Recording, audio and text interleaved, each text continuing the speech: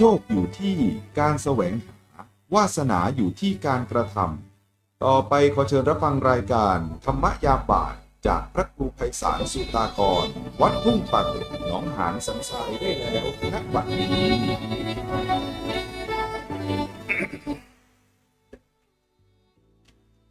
ขอยกมือ10 นิ้วกราบนอบน้อมปันตาอภิวาทน้อมระลึกถึงอย่างพระอรหันตสัมมาสัมพุทธเจ้าผู้แสวงหาซึ่งประโยชน์อันยิ่งใหญ่ขอนอบน้อมอย่างพระธรรมคำสอนในศาสนานี้ที่องค์สมเด็จพระสัมมาสัมพุทธเจ้าได้ตรัสแสดงไว้ดีแล้วขอนอบน้อมระลึกถึงอย่างพระสงฆ์สาวกผู้ใหญ่ผู้มีทิฏฐิอันหมดจดและงดงามด้วยเสียงแก้วของข้าพเจ้าและขอถวายความเคารพนอบน้อมไว้สามายังครูบาอาจารย์พระเถรานุเถระพระภิกษุสงฆ์สามเณรพระสังฆาธิการสงฆ์สมณศักดิ์บัณฑิตนักปราชญ์ท่านผู้มีความรู้ทุกรูปทุกตนทุกองค์มาด้วยความเคารพขอเจริญสุขเจริญธรรมมาอย่างพ่อออกแม่ออกศรัทธาชมพ่อยมแม่พ่อหมอนแม่หมอนพ่ออุ้ยแม่อุ้ยปีป่านะอาท่านผู้ฟังผู้มีบุญทุกท่านที่ติดตามรับฟังธรรมะยามบ่ายทางสถานีวิทยุพระพุทธศาสนาและจริยธรรมจังหวัดเชียงใหม่96 เมกะฮัตซ์โดยการส่งลิงก์สัญญาณไปณสถานที่ตั้งสถานีวิทยุก็คือตั้งสื่อกลาง อาคารสุเทพสุพรหมครุประชาข้างหอพญามังรายใจกลางเมืองเชียงใหม่และต่างเจ้าหน้าที่ก็ส่งขึ้นยังวัดพระธาตุโดยสุเทพราชวรวิหารโดยความเมตตาธรรมอนุเคราะห์ของท่านพระอาจารย์พระมหาประสิทธิ์ประสาธิโกผู้คอยกริ่งและส่งสัญญาณได้ความและขออนุโมทนาบุญกับผู้อำนวยการใจดีพ่อครูวรบนามวงปมที่ได้มีจุดมุ่งหมายได้ให้โอกาสจังพระภิกษุสงฆ์สามเณรผู้มีความรู้ได้มาพูดจากับโยมพ่อโยมแม่ท่านผู้ฟังผู้มีหัวใจอันเป็นธรรมะวันนี้ก็มาอยู่กับตนตัวของอัตมาภาพพระครูไพศาลสุตกรเจ้าวาดวัดทุ่งประเกตตำบลหนองหานอำเภอสันทรายจังหวัดเชียงใหม่ออกในนามคณะสงฆ์จังหวัดเชียงใหม่และในนามคณะสงฆ์อำเภอสันทรายโดยมีหลวงพ่อท่านพระครูกุศลธรรมวิจัยได้มอบหมายในการสนับสนุนเผยแผ่ธรรมในครั้งนี้ วันนี้เราก็มาอยู่กับกันต่อในเรื่องสิ่งที่บุคคลเรานั้นควรรู้ควรศึกษาเพราะว่า ในวิถีชีวิตของคนเรานั้นเป็นสิ่งที่เราจะเห็นได้ว่าเราเกิดมาแล้วเมื่อเรามาพบพระพุทธศาสนาและมีการนับถืออย่างพระพุทธศาสนาการนับถือพระพุทธศาสนานั้นหมายถึงอย่างใดนั้นก็หมายถึงเขาว่าเราจะถือจังองค์พุทธปฏิมาหรือการที่เราไปสักการะบูชาอันเป็นสิ่งศักดิ์สิทธิ์ต่างๆนานาหรือว่าเราใส่กันแก้วทั้งสามอันนี้ก็คือถือว่าเป็นนับถือพุทธศาสนาจริงนั้นหรือไม่หรือว่าเราเป็นพุทธในทะเบียนบ้านตามสมโนครัวพ่อแม่เอานับถือพุทธเอาก็ในทะเบียนบ้านเปิ้นก็มีสังกัดเขาว่านับถือพุทธศาสนาอย่างนี้เป็นต้นเราก็เรียกว่าเจ้าพุทธอันนี้เป็นสิ่งที่เรานั้นควรเก็บพิจารณาว่า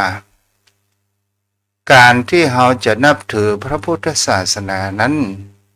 ก็หมายถึงว่าเราได้น้อมรับธรรมคำสอนขององค์สมเด็จพระสัมมาสัมพุทธเจ้า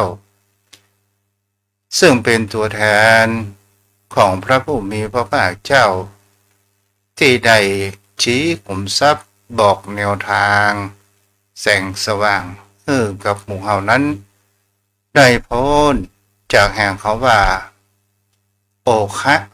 โอคะแปลว่าห่วงน้ำโอคะแปลว่าห่วงแห่งกิเลสต่างๆนานานั้นเกิดขึ้นสาธาญาติโยมทั้งหลายในสิ่งเหล่านี้บางเขาบางคราวเราก็มีความเข้าใจผิดว่าการนับถือพุทธศาสนาจะเป็นการหื้อตาลการใส่บาตรเพียงแค่นั้นจริงหรือไม่มันก็เป็นสิ่งที่เราจะเห็นได้ว่านั้นก็คือเป็นการทำทานในภายนอกแต่สิ่งที่จริงๆลึกๆนั้นก็คือน้อมนำมายังรักธรรมความสอน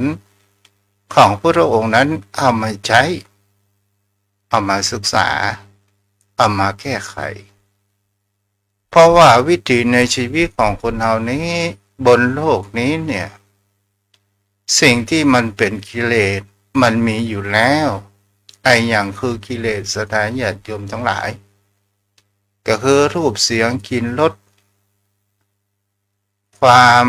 สัมผัสถูกต้องต่างๆนานาเหล่านี้เนี่ยมันเป็นตัวกิเลสอยู่แล้วเหตุที่มันเกิดขึ้น บางครั้งบางคราวคนเรามีความปรารถนาอยากได้อยากมีอยากเป็นอยากจะเอายึดมาเป็นของตัวเองมันบางครั้งบางคราวเมื่อเราบ่ได้ดังใจเหมือนดังที่เราคิดเราก็มีความทุกข์ใจอย่างนี้เป็นต้นเราก็มาศึกษาต่อกันในเรื่องแห่งคำว่าสติปัฏฐานสี่วันนี้ศรัทธาญาติโยมทั้งหลายก็จะมาสู่หัวข้อเมื่อตะวันนี้ก็ได้อู้ถึงในหลักธรรมที่หาเขาว่าโคจรโคจรของพุทธบิดาที่องค์สมเด็จพระสัมมาสัมพุทธเจ้าแล้วบอกว่าสิ่งที่เป็นโคจรอันเป็นรูปเสียงกลิ่นรสสัมผัสซึ่งมันเป็นสิ่งที่อันน่าปรารถนาน่าใคร่น่าพอใจน่ารักชักคนไข้ชวนกำนัดต่างๆนานาเหล่านี้มันก็เกิดมาจากสิ่งที่ก่อให้เกิดกิเลสก่อให้เกิดแห่งความยึดมั่นต่างๆนานาแต่ถ้าว่าเราลองมาใจพิจารณากันว่านี่ก็คือเป็นสิ่งที่อโคจรทั้งสิ้นแต่สิ่งที่บุคคลเรานั้นถ้าเราประกอบได้ยินก็ตามได้เห็นก็ตามได้ยินก็ตามได้กินก็ตามได้ลิ้มรสก็ตามได้สัมผัสก็ตามแต่ถ้าว่าเรามีสติสัพพัญญะรู้เท่าทันมันถามว่าบุคคลเรานั้นจะเปื้องสิ่งเหล่านี้ได้ก็มันบ่สามารถที่จะเปื้องได้แต่เมื่อเรารู้เท่าทันมันว่าบางสิ่งบางอย่างมันก็จำเป็นบางสิ่งบางอย่างมันก็ไม่จำเป็นบางครั้งบางสิ่งบางอย่างสิ่งที่คนเรากระทำไปแล้วอย่างเช่นตาเราไปในหันวัตถุสิ่งของจะเป็นทรัพย์สินสมบัติต่างๆนานาก็ตามถ้าเราหันพี่น้องได้ประเต้าเพียงกันพ่อแม่แบ่งสมบัติมาให้เต้ากันเฮาก็เกิดแห่งความอิจฉาเกิดขึ้นความอิจฉาก่อให้เกิดแห่งความโกรธก่อให้เกิดแห่งความโลภแล้วเฮาจะมาหันคำว่าหน้าพี่หน้าน้องและคนเฮานั้นลืมไปว่าที่สุดเฮาก็เอาอย่างไปบ่ได้ก็คือหมายถึงเขาว่าในสิ่งเหล่านี้ถ้าเฮากระทำลงไปจะเป็นแห่งเขาว่าปิตุฆาตมาตุฆาตหรือ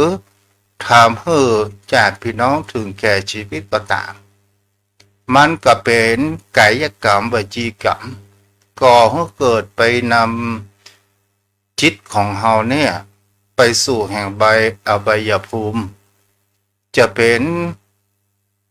สิ่งที่ตาของเฮานั้นเดือดร้อนในภายหลัง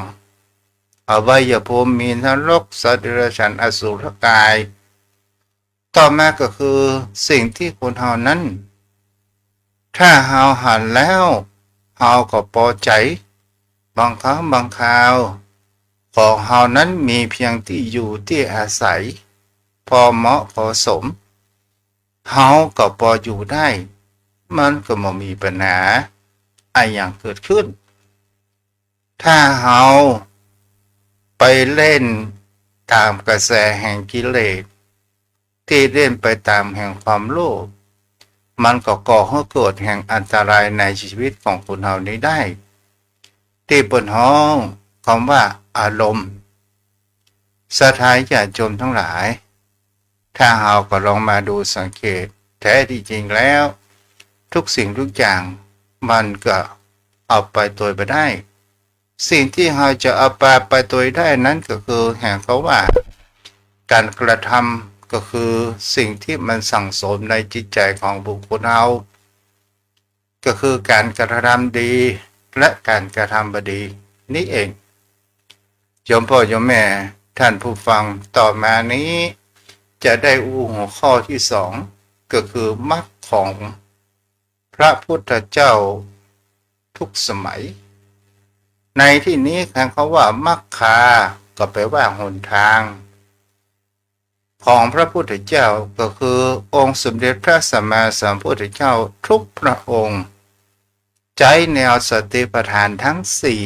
สติปัฏฐานสี่ในการดำเนินชีวิตและไปสู่แห่งคำว่านิพพานเกิดขึ้นจะเป็นพระปัจเจกพุทธเจ้าก็ตามทั้งปฐมพุทธปฐมจนถึงมาพระสักยโคดมคงเฮาเปิ้นกระจายแต่สติปัฏฐานสี่จอมพ่อจอมแม่คำว่าหนทางนี่มันมีอะไรอย่างที่รูปตัวนั้นได้ทิ้งไว้เกี่ยวกับว่าโอคะเนี่ยพระพุทธองค์นั้นข้ามได้แล้วทุกพระองค์ที่ผ่านมาจนถึงองค์ปัจจุบันก็คือพระสมณโคดมหรือพระชินวรพระพุทธองค์ของเฮาศรัทธาญาติโยมทั้งหลายข้ามโอคะก็คือความแห่งคำว่าห่วงน้ำในที่นี้ก็คือหมายถึงเขาว่าห่วงกระแสของกิเลสที่มันมาทับถมอย่างจิตใจของสัตว์ทั้งหลายจมลงอยู่ในวังบนแห่งคำว่าเวียนว่ายตายเกิดที่มันหมองรู้จักรู้จักจบจากสิ้นผลของห่วงแห่งกิเลสนี้มันก็มีอยู่4ประการด้วยกันวันนี้ก็จะกับโยมพ่อโยมแม่ได้รับฟังกันและก็ได้มีอุปมากับโยมพ่อโยมแม่นั้นได้รับฟังอย่างเขาว่าจะเป็นเรื่องแห่งพุทธชาดกของพระพุทธการก็ตามกามโคกามโมคะเนี่ยหมายถึงเขาว่ากระแสกิเลสที่คือกามะบวกกับโอคะแล้วเอามาสนธิกันก็เป็นกามโมคะก็เป็นกระแสกิเลสคือกามมาคูณ5นั่นแหละสถานญาติโยมทั้งหลายไอ้อย่างเพราะว่ากามพ่องก็คือรูปเสียงกลิ่นรสนั่นแหละกามมาคูณอันที่คนเฮานั้นมีความปรารถนากันบางครั้งบางคราวนี่ก็เป็นสิ่งที่เราจะหาได้ว่ากามมาคูณ5ต่อมาทิฏโถคะหมายถึงเขาว่ากระแสแห่งความเห็นผิดก็คือมีความเห็นวิปลาสที่ทุกเจ้าถูกตู้ได้ไปแล้วในครั้งก่อนก็คือการเห็นผิดการเห็นในแห่งเขาว่าเห็นในสิ่งที่ปวดหัวว่าเห็นในสิ่งที่ว่าเที่ยงสิ่งที่เป็นอนัตตาว่าเป็นอัตตาสิ่งที่เป็นทุกข์เอาว่าเป็นสุขสิ่งที่บ่สวยงามเอาว่าสวยงามอย่างนี้เป็นต้นนี่แหละศรัทธาญาติโยมทั้งหลายรวมตัวก็คือแปลว่าเป็นอัตตาตัวตนห่วงนี้เนี่ยศรัทธาญาติโยมทั้งหลายเฮาก็ลองมาดูสังเกตพื้นเพแห่งเขาว่าพฤติกรรมนี่พฤติกรรมของบุคคลเฮานั้นทั่วไปโยมพ่อโยมแม่มีไผพ่องที่เปิ้นฮ้องว่าบางครั้งบางคราวเนี่ยจะรับผิดในสิ่งที่เฮากระทำบุคคลเฮานั้นโยมพ่อโยมแม่บางครั้งบางคราวเฮาทำในสิ่งที่มีแห่งเขาว่าผิดแล้วแต่ยับตัวบ่ได้จะบอกว่าเฮาเป็นผู้ผิด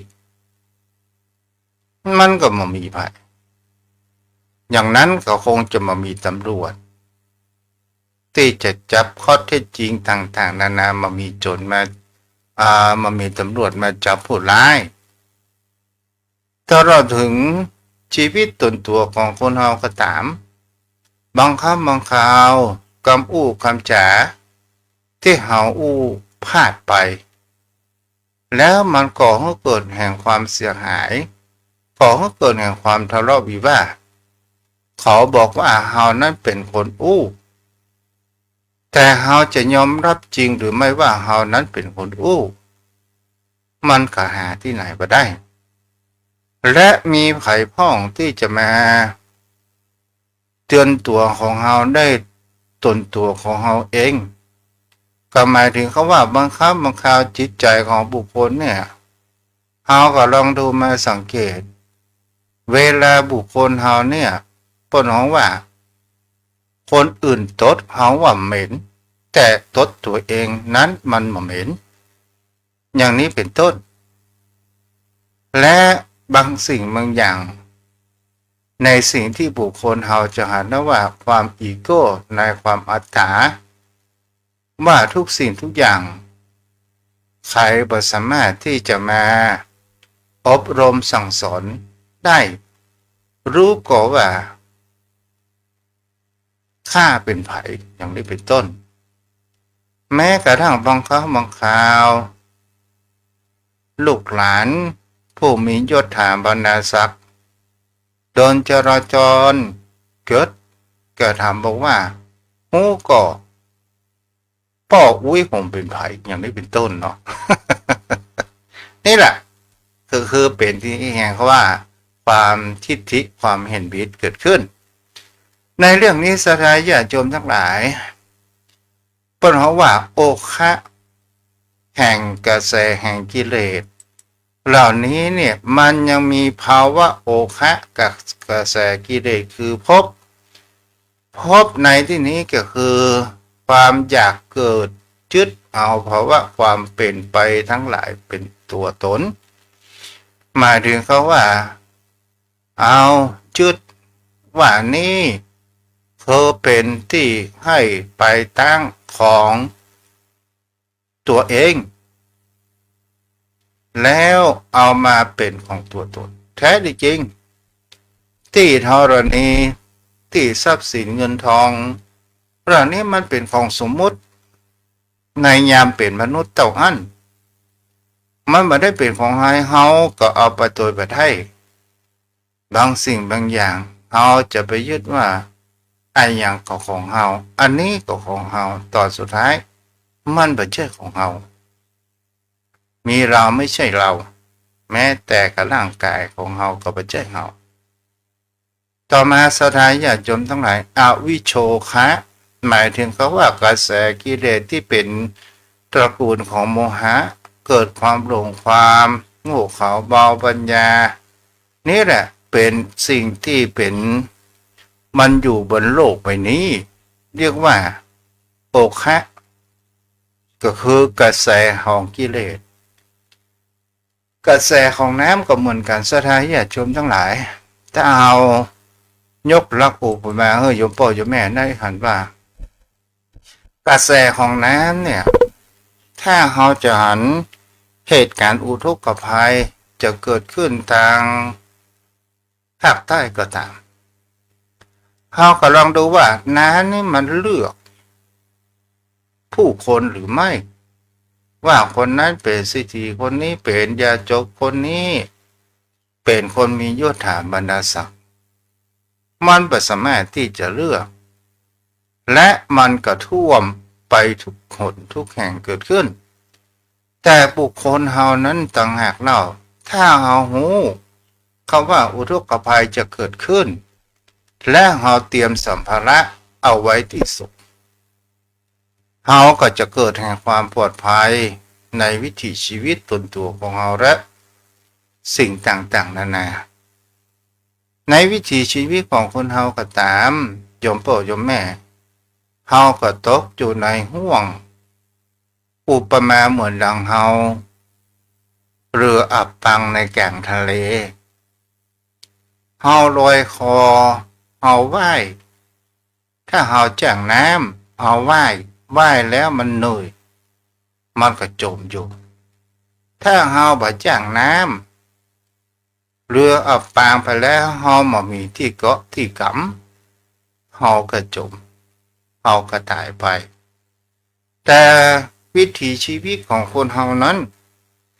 มันก็เหมือนดังทะเลเฮาหาฝั่งบ่เจอแต่เฮาก็ลอยคอถ้าว่ามันมีลูกเปล่าๆสักแก่นหนึ่งเฮาก็ยังลอยคอพยุงร่างกายของเฮานั้นไปได้อยู่มันก็อุปมาเหมือนดังเฮาเลี้ยงกายของเฮาเนี่ยเฮาก็รู้ว่าร่างกายของเฮาเนี่ยเลี้ยงให้มันมียืดยาวเลี้ยงเพื่อให้มันมีโอกาสที่จะกระได้กระทำในสิ่งที่ดีๆเกิดขึ้นนี่แหละโยมพ่อโยมแม่ท่านผู้ฟังแม้กระทั่งพุทธกาล มีพระพาหิยะทารุจะทายุจริยะซึ่งเป็นปอกกาเมืองหนึ่งซึ่งเป็นลูกขหาบดีเป็นพระนิปกกาสถาญาติโยมทั้งหลายแล้วก็คือใน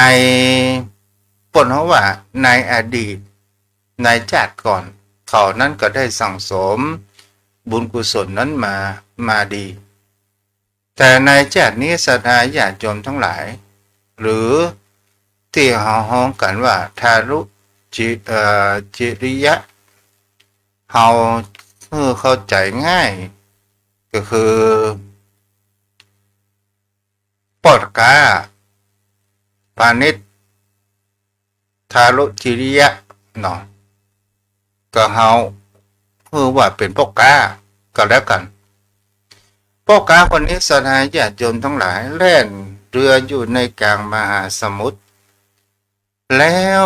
เรือนั้นในกันครั้งพุทธกาลก็คือเรือสำเภาค้าขายต้องใจนาทีทะเลมหาสมุทรในการค้าการขายในเมืองอื่นแต่บางครั้งบางคราวทะเลนั้นมันก็จะต้องมีคลื่นทะเลมีคลื่นบ่มีคลื่นนี่เป็นไปไม่ได้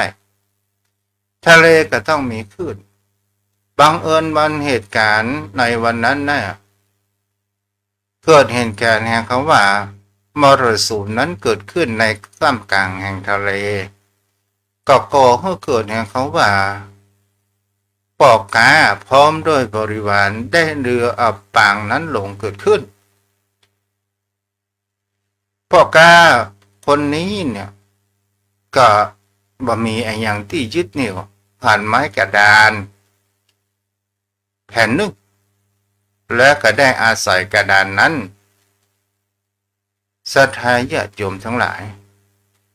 แล้วก็ไปถึงชายฝั่งแห่งเขาว่าในสุปภาลาภะไปถึงแห่งตาชายฝั่งแห่งหนึ่งแล้วก็มามีผ้าอย่างนุ่งผ่อนต่างๆนานาก็เลยเป็นสิ่งที่จะเห็นได้ว่าผ้าผ่อนนั้นปุดขาดไปลุยไปเสียหมดในครั้งนั้นนี่การหาผ้านั้นก็เป็นเรื่องหายากเกิดขึ้นปอกกาคนนี้เกิดเลย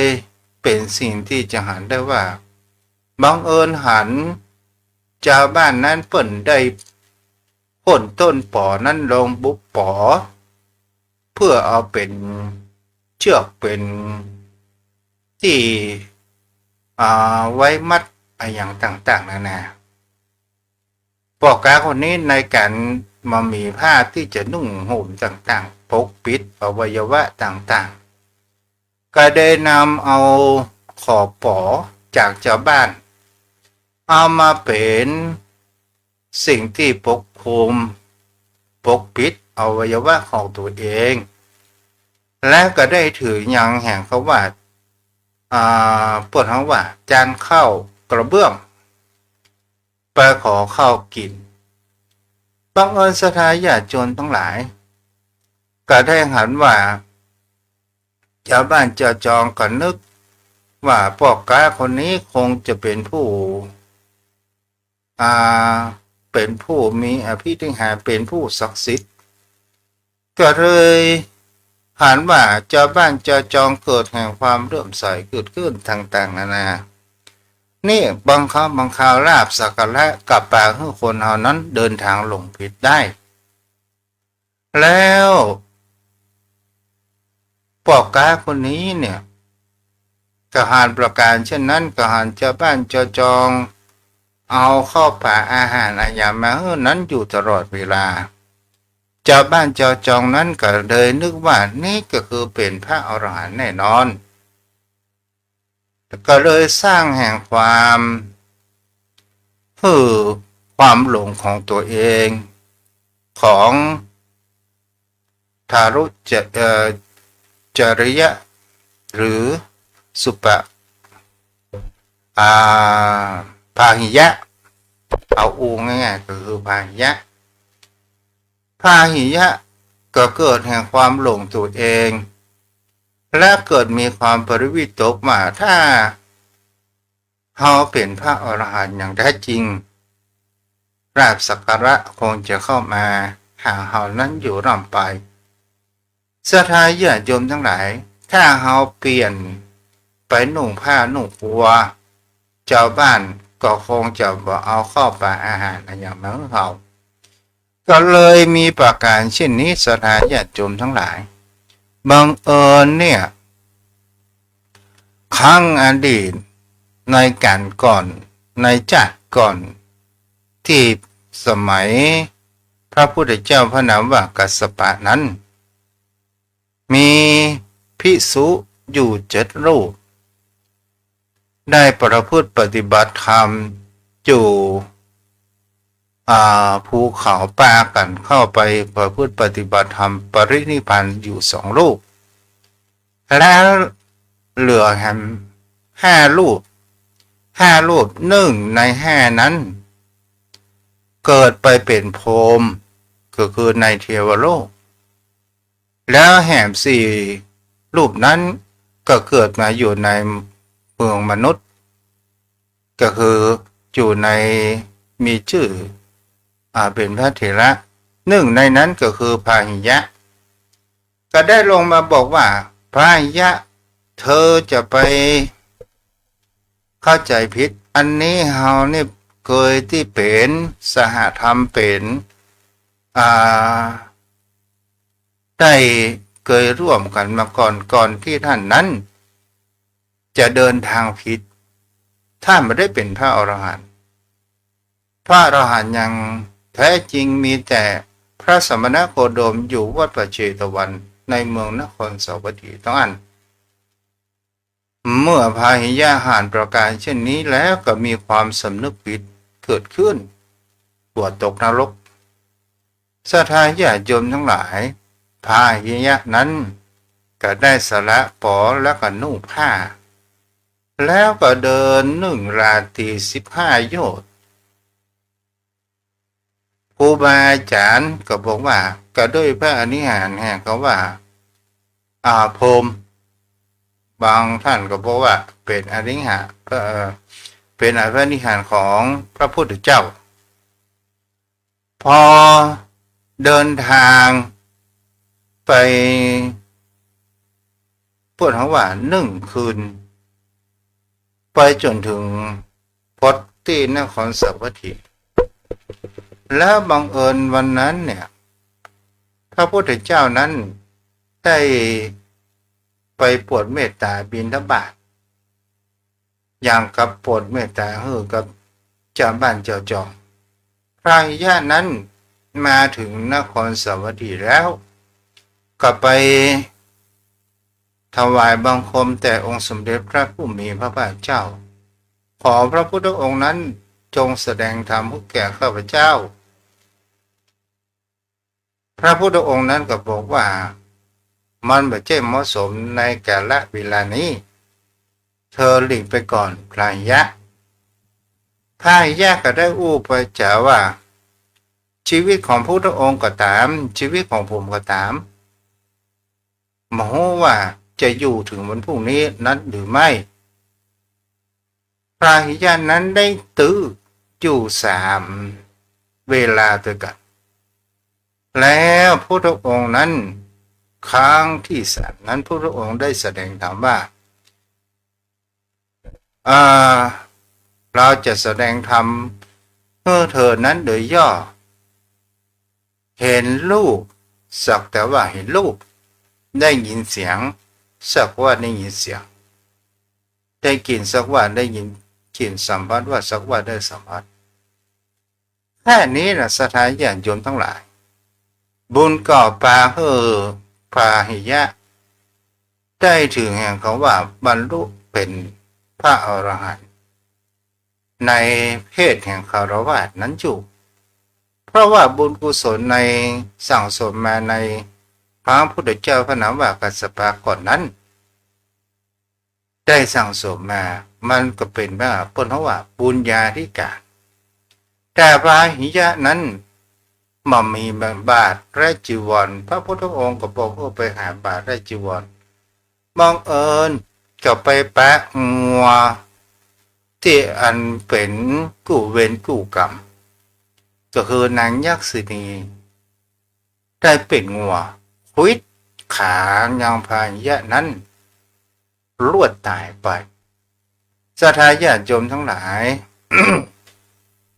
ในที่นี้เราจะหันเถอะว่าที่ตุเจ้าได้บอกว่าโอคะ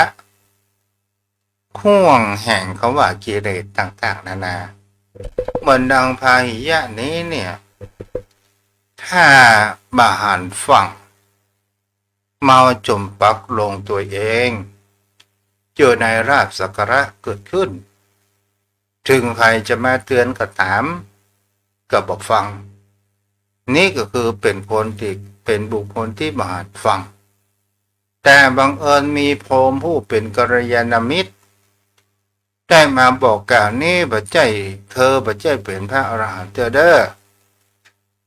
มีแต่พระพุทธเจ้าพระสมณโคดม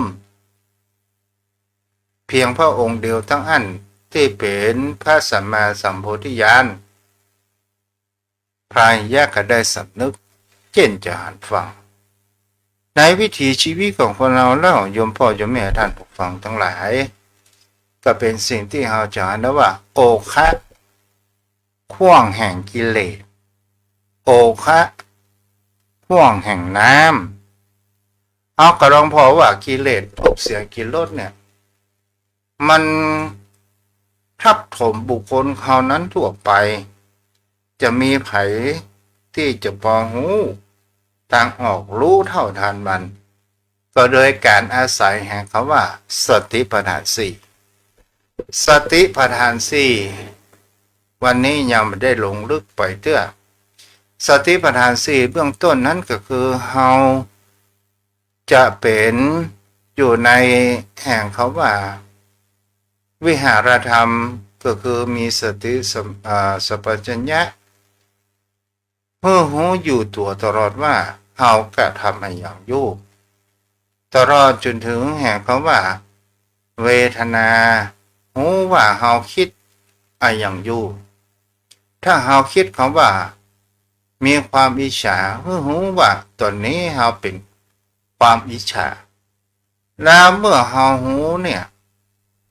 กิเลสต่างๆนานาเนี่ยนะถ้ามันถูกรู้แล้วเนี่ยมันจะแปลให้จิตใจของคนเรานั้นสงบ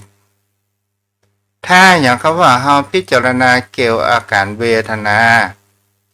นั่งเมินเจ็บแข้งเจ็บขาแล้วเฮาก็ลองมาดูว่าพิจารณาว่าเวทนาเนี่ยมันเที่ยงหรือบ่เที่ยงเวทนานี่มันเป็นสิ่งที่ก่อให้เกิดแห่งว่ามันจะเที่ยงหรือบ่เที่ยงสุดท้ายมันก็บ่เที่ยงสิ่งที่บ่เที่ยงมันก็เป็นทุกข์เมื่อมันถูกรู้แล้วเนี่ยคำเดียวมันก็คลายตัวไป มันก็เป็นอนัตตาไปถ้าเราพิจารณาอย่างนี้ได้เนี่ยก็ถือว่าเราได้แสงสว่างแห่งพระธรรมคำสอนของพระองค์อยู่ในตัวของคนเรากิเลสมันก็เหมือนกับผู้ร้ายนะสถานญาติโยมทั้งหลายถ้าว่าตำรวจจับผู้ร้ายถ้าเรามีตำรวจไปหันมาเขากำลังเล่นการพนันอยู่ตำรวจไปแปะเข้าใส่นักการพนันนั้นเขาจะให้อยู่จับหรือไม่เมื่อหันแล้วเขาก็ต้องลบหนีลบซ่อนไปต่างๆนั่นนะเพราะว่าเขาถูกตำรวจจ้องมองอยู่แล้วกิเลสก็เหมือนกันถ้าเราใช้สติสัมปชัญญะปัญญาของคนเราเนี่ย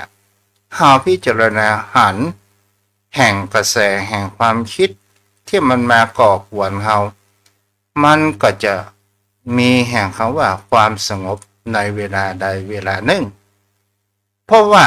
ความคิดสิ่งที่มันปรุงแต่งเนี่ยมันก็บ่เที่ยงมันก็เป็นทุกข์และมันก็มามีแก่นสารอะไรอย่างต่างๆนานาเกิดขึ้นเพราะว่าทุกสิ่งทุกอย่างมันเป็นธรรมชาติวันนี้ ก็ใช้เวลามาพอสมควรวันนี้แม่จูนศรีภาชาพ่อนันกำพลดวงดีแม่ครูธัญญานะน้องคนเดิมเนาะที่รับฟังอยู่แล้วตอนนี้ไปพ่อนันเตรียมรับโทรศัพท์เด้อ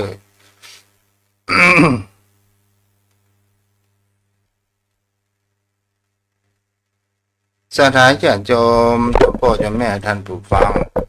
ก็อยู่กับกันในทิศหน้ากับปากันถ้าใครจะติดตามรับฟังจะพัดสุก5 โมงถึง 6 โมง 104.5 บางเตื้อก็ได้ออกบางเตื้อก็ไม่ได้ออกเนาะต้องกราบพระนิธรรมพระพุทธเจ้าความเคารพอย่างสูงยิ่งครับพระเจ้าครับ วันนี้อากาศเย็นสบายดีเนาะออกตัวสบายครับพระเจ้า2-3 วันก่อนนั้นเย็นนักลงไปรับตัวประเทศไทยนักละคนไทยไม่ปวดนี่คือระดับพระเจ้าครับอ๋อเป็นไออะไอเลิฟยูอ่ะอันนี้ท่านพระพุทธเจ้าระบบเนี่ยเจ็บไม่ดีครับเชื่อมไปรักมันเชื่อมมันทุกคนเป็นตกปวดรักมันเป็นผู้รักมันก็เป็นไปจากธรรมดาของมันเพราะว่าก็ไฟรักไฟผมเป็นแจ้งว่าต้นนี้ต้นธรรมดาไฟโอ้ปัญญาบันถึงกันแล้วเวลาเท่าด้วยมาเดียวมาที่เหมือนแต่ก่อนถ้าท่านพระพุทธเจ้าอย่างหน่อยมันก็มันปั้นที่เสมเลยครับอย่างนี้มาคนต่างดินต่างแดนเนาะมันจะได้นะมันมาเปิดแต่ก่อนนะแต่ก่อนนี่มันถึงเหมือนดังเดิมเนาะโอ้เหมือนท่านพระพุทธเจ้าอย่างเปลี่ยนแปลงโมดจะต้องปรับสภาพเข้าอยู่กับมันได้นะครับท่านเจ้าครับจ้ะวันนี้ทุจาได้อู้แห่งเขาว่าโอคะห่วงแห่งน้ำห่วงกระแสแห่งกิเลสเนี่ยพวกนั้นครับโอคะสงสารห่วงทั้งห่วงเกี่ยวแห่งกิเลสนะครับเจ้าโอ้คนเราจะหันได้ว่าคนปัญญาของคนเรานี่ได้สร้างแห่งคำว่าเปิ้นเขาว่าปริศนาธรรมเวลาคนตายเปิ้นเอาไข่เป็ดไข่ไก่เพื่อไปข้ามห่วงแห่งแม่น้ำนี่มีสี่สายเนาะปะนั้นเนาะครับที่ท่านเจ้าว่าไข่เป็ดไข่ไก่คือศีลธรรมกรรมฐานครับท่านพระพุทธเจ้าเป็นศีลธรรมกรรมฐานและที่จะข้ามองค์ข้าสงสารที่ท่านเจ้าว่าเอาเป็ดกับไก่ที่สมถะกับวิปัสสนาครับไก่กับเป็ดครับไก่อ่อนแรงต่อเป็ดเนี่ยครับเป็ดมาข้ามน้ำแต่ไก่นั่นดีข้ามนะครับท่านเจ้าครับเพื่อฟังปริศนาทำไว้เขาตีเปิดประแตกมาได้ครับท่านเจ้าก็คือหมายถึงเขาว่าห้ามข้ามโอคะแห่งกิเลส4 สายนี่เมื่อก่อน ครับใช่ครับท่านเจ้าอาศัยสมถะและวิปัสสนาค่ะก็คือเป็ดกับไก่เนี่ยเพิ่นฝังปริศนาธรรมไว้ครับ อืมนักปราชญ์เปิดฟังมันมีหลายอย่างโดยมันมีฝ่ายมีเขตมีคือปัญญาเหมือนกันเจ้าผมอ่านมันเป็นภาพเมืองที่นักปราชญ์มันแต่งไว้ไขปริศนาธรรมตรงสามหาผมอธิบายเนี่ยอันที่ท่านเจ้าว่ามาเดียวนะไอ้เป็ดไข่ไก่เนี่ยพอเข้าเต่าอายุหรือว่าพอเข้าโรงแรมก็คือคุณงามความดีที่เราสร้างไว้นะครับ มันได้แสดงได้60กราฟก็เหมือนใส่60พอเพื่อไปพอกนะครับท่านเจ้าครับ อืมแล้วตรงสามหางนี่หมายถึงอะไรอย่างฮะ เมื่อหมายถึงพระไตรลักษณ์พระไตรลักษณ์ครับ ใจรัก ครับไตรลักษณ์ก็คืออันที่จับทุกขังมันรักษาแต่มันมีก็บ้านเฮานะท่านเจ้าไม่ได้ใต้บางทีแล้วผมเคยไปร่วมงานบำเพ็ญกุศลสมทางสัมผัสกับบางทีนะครับท่านเจ้า วัฒนธรรมมันแตกต่างกันไปเนาะ ใช่ครับแต่ทั้งเหนือนี่ถูกลายอ่ะมีแต่มันประสานงานแต่ว่ามันตัดแตกต่างกันไปอยู่ไม่ได้บางทีก็ตัดมาเป็นพิธีมันก็มาได้ติดกระดาษเงินกระดาษทองนะครับติดฟองเป็นพวกเป็นหน้าอันนั้นนะครับขาวๆด้านไปแล้วนะครับ ตุ้งเล็กเนาะป่ะน่ะ เพราะตรงในตรงจองหมายถึงนิมิตของพระเจ้าสิบอย่าง อ๋อ ก็กับผมจำได้แบบเสี่ยงนะแต่ว่ามันจะมีข้าวสารมีทรายมีเล็กมีตองมีจืด มีน้ำแล้วมีอย่างแล้วประมาณ แสดงถึงจากของพุทธองค์แต่ละรูปแต่ แต่ละ ละ รูป อง เรา ค์ เป็นนิมิตนะครับเพื่อเอาเป็นนิมิตเพื่อระลึกถึงท่านนะก็ดูเพลงและเพลงกสีนะครับท่านเจ้า อ๋อ ก็เลยมาเป็นจุดสมาเพื่อเอาไว้บนหลังร่องนะครับมันจะไว้บางที่ไปไว้ที่แต่พระเจ้าไว้บรรจุนะครับเอาไว้บนหลังร่องของบนตายครับครับฟ้าล้างหน้าครับใต้สายสีไหว้สูงหัวนะครับท่านเจ้า ปะเป้านี่มันเป็นธรรมเนียมของพราหมณ์ไม่หมดปัญหา ใช่เอามาจากอินเดียคือขันแตกของสังขารแล้วโปะล่างนะแล้วอินเดียนี่เพิ่นถูกหัวกระโหลกเพิ่งแตกครับแต่เอาเปิดบรรจัยก็คือว่าเอาเปล่านั่นแตกครับเอาเปล่าปุ๊บมันแตกอยู่ครับ แล้วถ้าอู้ถึงปริศนาที่ที่เขาหาแนมประการหนึ่งก็คือเวลาที่เปิ่นตัดกลมยาม คมยามที่บอกคือไฟที่เราเกิดมามันมาคนเดียวไปคนเดียวแล้วมันดับเกิดขึ้นนั่งดูแล้วมันเหมือนดับไปการดับเนี่ยมันมีหลายอย่างที่ท่านเจ้าเคยเทศนาว่ามันดับด้วยกรรมมันดับร้อนกรรมด้วยมดเชื้ออะไรอย่างครับคมยามก็เช่นเดียวกันลมไม่แห้งก็ดับเหมือนกันถ้าตกเจ้าบางทีก็ที่สายมันเสี่ยงน้ำมันมันก็ดับเหมือนชีวิตคนเรานะเกิดมาก็อยู่เมินห้องอยู่ห้องก็แล้วแต่เหตุแต่ปัจจัยของมันจะมีขับมันตับร้อนหรือว่าเสี่ยงอายุไขเนี่ยครับถ้าต้องเจ้าเนี่ยคมยามนี่ยังอยู่แต่ประเดี๋ยวยังมีครับแต่ว่าบางอย่างหายเวลาท่านเจ้าบางอย่างก็ไม่มีแล้วครับมันหมดไป แต่ก่อนนี่กลมยามเนี่ยเปิ่นมือดับเนาะ เพื่อนมันรู้จักเพื่อนมีตลอดแต่คนมาเดียวเมื่อก่อนมันจะได้เอาความสะดวกสบายว่ามันคือเปิดฝังไว้โดยปริศนาธรรมแต่คนมาเดียวมันก็เป็นจากการสบายโอ้เปิดไฟอ่ะเป็นเรื่องหน่วยเป็นอย่างไรต่างๆแบบนี้ระดับไปแล้วไปก็ได้แก่เขาบอกไปที่บ้านถึงบ้านอ๋อได้เพราะนั้น ไหว้สาข้ามท่านเจ้า สมัยแต่ก่อนมันแบบมีเครื่องเสียงเนาะ เพราะมันมีครับเจ็ดผมเป็นสามเณรพระบวชใหม่สมัยนะพระคุณเจ้าโอ้ไฟนี่มึงยังบอกให้มีนะยังเปิดตื่น ใจแต่แกงเจ้าพายุมั้ง ใช่ครับใช่ เวลามีงานทรงมันสร้าง เป็นนั้นแต่เกียงเจ้าพายุนี่แบบสูงนะมันก็เป็นนะถ้ามันจะใกล้อย่าบอยแล้วก็จุ่มอารมณ์เพราะแบบก็เป็นขึ้นเนี่ยนะครับ แต่ก่อนเนี่ยทุกเจ้าประเทศเขาอู้กันก็ ก็อย่าเลยดังเพิ่งจะเททำแล้ว ว่าเดี๋ยวมีเครื่องเสียงเขาก็ยังอู้กัน โอ้ นะถามว่าคนสมัยก่อนเพิ่นอู้กันก็ เขาก็มีแต่เพิ่นก็ฮู้ดักเนี่ยอ้าวมันมีเครื่องเสียงพระท่านเจ้าเพิ่นก็จะตะโกนพ่อจากบางทีตำลุงเด้อไปพาครับติดพร้อมกันเด้อพระเจ้าเปิดจะเทศทำแล้วเด้อดักฟังทำเด้อกันเด้อก็บอกเปิดมันมีเครื่องเสียงพระท่านเจ้า อีแก้วฟังน้ำเด้ออีเนาะนี่ครับ อ๋อก็ให้ลูกโยมนะครับที่ไปต้มไปปอกนี่มีอยู่ด้วย อะไรยังไง มีเขาบอกว่าเข้าเลยนะว่ามาบอกมันยังมีอยู่เนาะก็เป็นความเชื่อนะครับผมว่าถ้าเจอเรื่องดีก็เป็นการคือถ้าตำบุญเจ้าบนปัดก่อนเนาะไม่ได้ประโยชน์ส่วนที่ผมโดยได้มากได้ผลถ้าไว้ที่ก็ไม่งูต่อมันจะแล้วก็เดียวกับแมงก็มาที่ไปดีก็มีอย่างนั้นมีแมวมีอย่างบางทีว่าเอาไปไว้ในตาดีกว่าหน่อยแต่บางคนก็ความเชื่อมันยากนะท่านเจ้าความเชื่อของคนนะแต่บางคนก็เชื่อฟังว่าไปเนี่ยเอาไปจ้างเดี๋ยวบางคนไปเนี่ยอยู่กับคนเลี้ยงไปนะครับมันน่าจะได้นะท่านเจ้าครับ เจ้าแม่นละ ใน เนี่ย กล้ ก็ องนะผมเห็นแล้วจะที่เป็นกล้องลองห้ามสีแม่เนื้อไว้ผ้าจะพ่อเนื้อผมมีละหายไป ถ้า แล้ว ปกหกลูกมันนั่งฟังธรรมนี่เงียบได้ไง โอ้โหถ้าพระคุณเจ้าพอมันลินก็มันจะไปมันอู้โสเหตุเป็นปัจจัยพอมันลินชีมันแล้วมันจะไปฟื้นจะได้มันนำซ้ำยังนักแข่งเดี๋ยวนะตู้เย็นมันจะโอ้โหวางเย็น อู้ถึงเนี้ยอู้ถึงอย่างว่าตายแล้วฟื้นที่ต่างภาคอย่างที่เอาหักข่าวนะถ้าฉีดฟอร์มาลินอย่างตามบ้านเรานี่มันมีสิทธิ์ที่จะฟื้นแล้วเนาะ โอ้ถ้าพระคุณเจ้าไปได้มาอย่างนี้เพราะเอาไปเชี่ยงไปแล้วครับ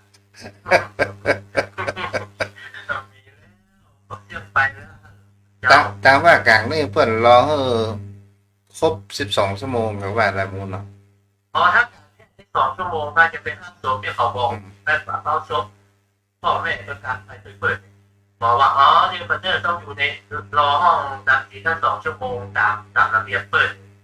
น้องรอไปหัวมันฟื้นหน่อยตามระเบียบเปิดก็นั่งรอเดี๋ยวตอนหลังนี่มางูละเปิดจากกี่โมง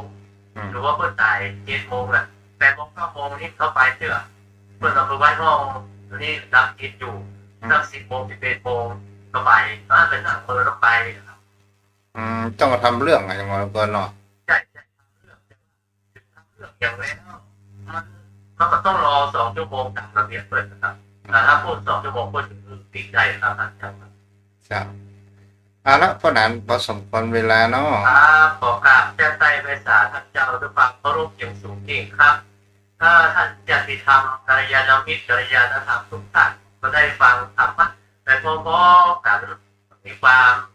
ยินดีเบิกบานฟังแล้วก็ได้สติปัญญาเพิ่มพูนขึ้นมาเนี่ยนะครับเป็นการสร้างเสริมบารมีของเราข้ามภพข้ามชาติไปพร้อมๆกันนะครับขอบพระคุณครับสวัสดีครับ อนุโมทนาเด้อเจริญพรพระและโยมพ่อโยมแม่ที่อยู่ทางบ้านใครจะโทรมาสนทนาธรรมพ้องโทรเข้ามาได้เด้อ063-163-9950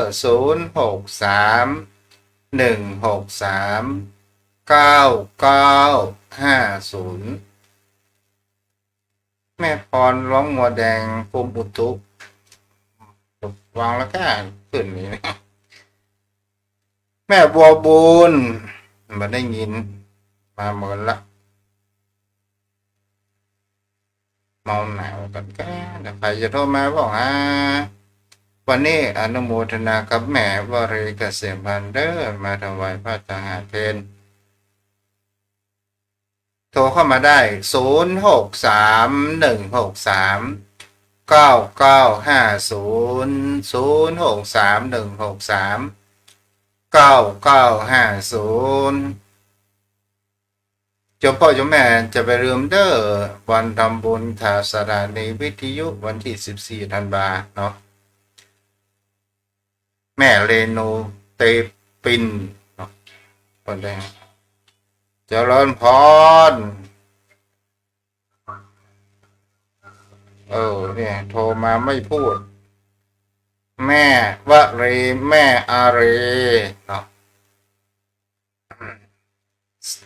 063-163-9950 โทรเข้ามาได้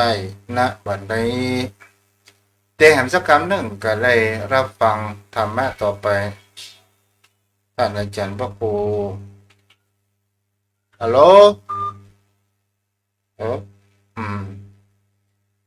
0631639950ฮัลโหลแม่สวัสดีจ้ะเจ้าขอให้เราฟัง10 โมงเย็นเหรอ5 โมงเย็นเหรออืม พฤหัสศุกร์อ๋อจะตะกูเราต้องเลย เป็นไงจะ ล็อกเกอร์ให้ล็อกเกอร์จ้ะสวัสดีจ้ะ ผลรักษา0631639950แม่สมศรีน้อยปัญญากำลังเปิดขึ้นมารับฟังกันเนาะช่วงนี้อากาศหนาวเด้อจมพ่อจมแม่รักษาความอบอุ่นให้กับร่างกายเนาะ0631639950แม่อาเรจ้า เอาความรักมันอยู่ค่ะ จ้าเข้าใจดีไหม ใจดีแล้วมัน พูดเรื่องอะไรวันนี้เนี่ย พูดเรื่องไม่ได้เลยได้ดูอีกดูฟังเป็นอย่างเงี้ยสมอง จ้าผลรักษานะแม่อาเล0631639950เวลาเริ่มจะหมดแล้ว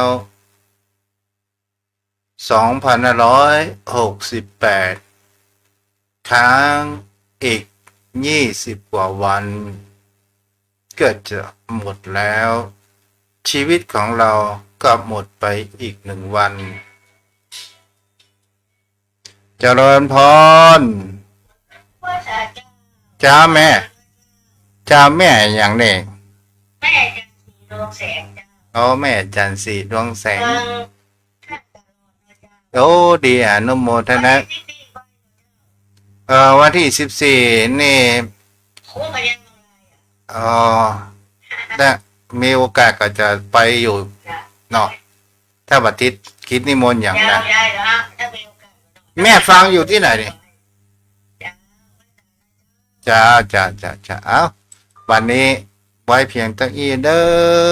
หมดเวลาหมดอายุวันโนสุขังพลัง